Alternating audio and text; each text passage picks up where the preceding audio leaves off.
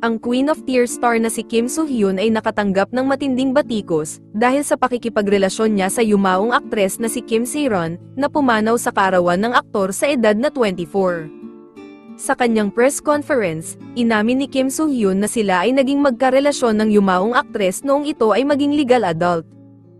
Humingi siya ng paumanhin sa lahat ng naapektuhan ng pagkawala ni Kim Se-ron at tinawag din na duwag ang kanyang sarili. Sinabi din niya na ang relasyon nila ay tumagal lamang ng 1 taon, at ito ay 4 na taon na ang nakalilipas.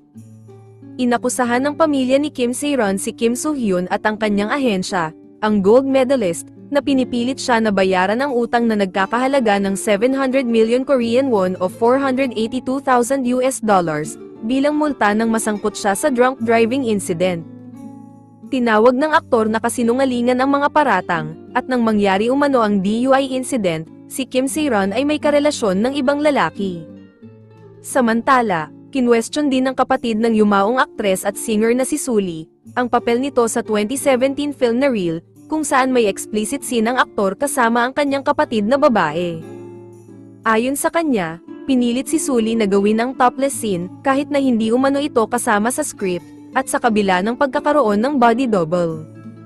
Dagdag pa niya, naging dahilan ito upang makatanggap si Sulli ng matinding batikos sa social media, at nakaranas din ng matinding physical at mental distress sa panahong iyon. Bilang tugon, naglabas ng opisyal na pahayag ang agency ni Kim Soo-hyun, kung saan iginiit nila na alam ni Sulli na kailangan ng body exposure sa kanyang role.